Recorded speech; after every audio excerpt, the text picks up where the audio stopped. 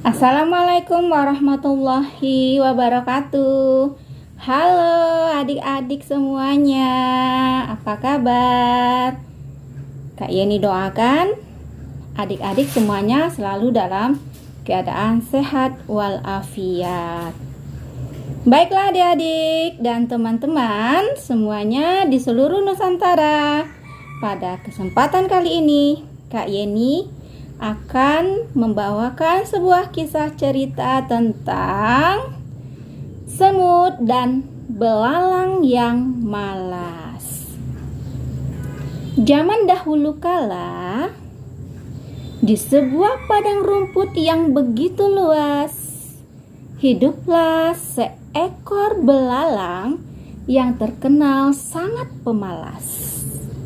Belalang tersebut kerjanya sehari-hari hanya berlompat-lompatan di padang rumput dan dia tidak pernah punya keinginan untuk bekerja.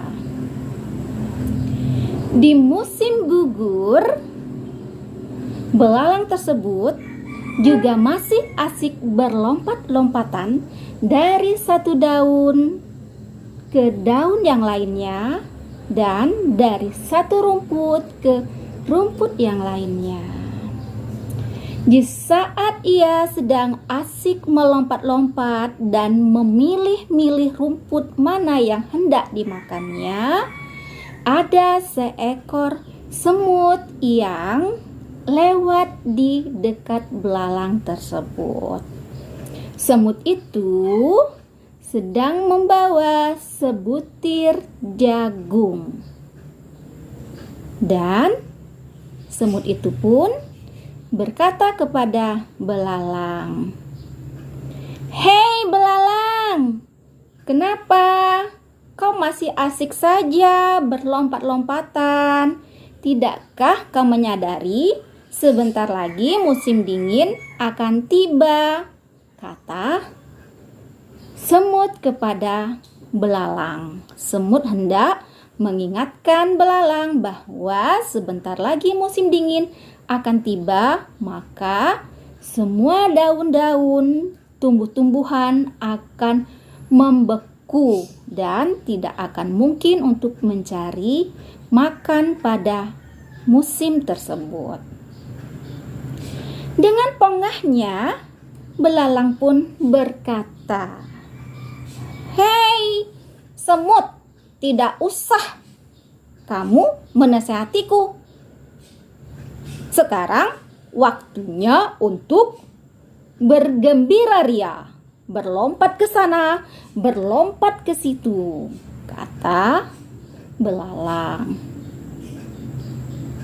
Kita harus menikmati hidup ini dengan selalu bergembira. Untuk apa memikirkan hari esok yang belum terjadi, kata belalang kepada semut.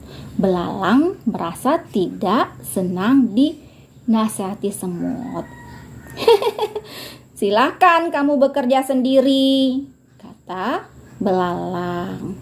Akhirnya semut pun meninggalkan belalang seorang diri yang melompat-lompat di padang rumput. Belalang akhirnya hanya berlompat-lompatan sepanjang hari. Dan tibalah musim dingin tersebut. Semua membeku. Daun-daun, tumbuh-tumbuhan, rumput-rumputan, tidak ada yang kelihatan hijau. Dan semua hewan-hewan masuk ke dalam lubang atau bersembunyi di tempatnya. Mereka tidak ada yang bisa keluar karena kalau nekat keluar, mereka pun bisa kedinginan dan akhirnya membeku. Sudah sekian lama musim dingin berjalan. Akhirnya semut tidak merasa kelaparan karena di dalam lubangnya banyak makanan. Hal terbalik terjadi di tempat belalang. Belalang merasa kelaparan dan dia pun mencoba melihat keluar. Dia melihat ke kanan, melihat ke kiri. Ternyata memang tidak bisa untuk melompat karena tidak ada rumputnya juga. Semua sudah membeku. Hari berganti hari, minggu pun berganti, bulan pun berlalu. Akhirnya belalang kehabisan makanan di dalam tempat tinggalnya karena dia memang tidak menyetok bahan makanan. Aduh, belalang kelaparan, perutnya kesakitan. Dia pun berpikir apa yang harus dilakukannya untuk menyambung hidup. Akhirnya belalang pun nekat keluar untuk mendatangi tempat tinggal semut.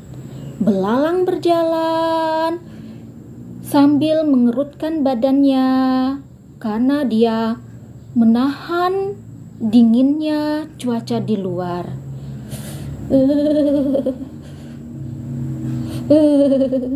Belalang hampir membeku.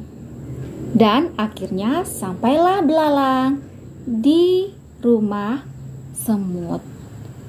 Belalang berkata kepada semut, "Semut, semut." Suara belalang bergetar karena kedinginan. "Semut, semut, aku kelaparan. Bolehkah aku meminta makananmu sedikit?" Akhirnya semut sangat merasa iba kepada belalang. Sebenarnya semut jengkel, tidak ingin menolong belalang karena belalang telah pernah mengejeknya pada musim gugur tersebut saat semut sedang mengumpulkan makanan untuk menghadapi musim dingin. Namun, sifat sosial semut tidak bisa berbohong. Ia merasa kasihan melihat belalang yang kelaparan. Akhirnya semut mempersilahkan belalang masuk ke dalam rumahnya dan semut menghidangkan makanan kepada belalang. Belalang pun mengucapkan terima kasih dan belalang sangat menyesal karena dia sudah mengabaikan nasihat semut.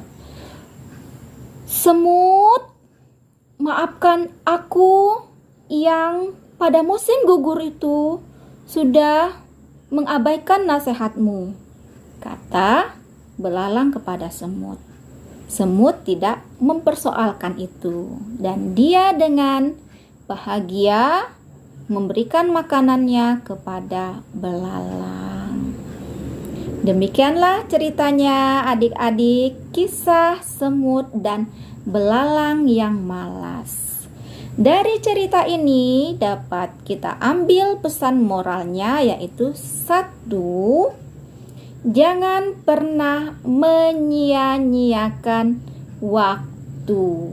Manfaatkanlah waktu itu dengan sebaik-baiknya karena kita tidak pernah tahu apa yang akan terjadi di hari esok.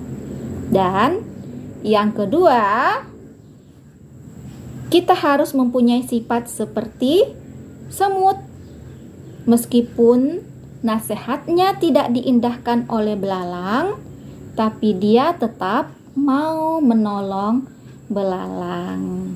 Itulah cerita dari saya.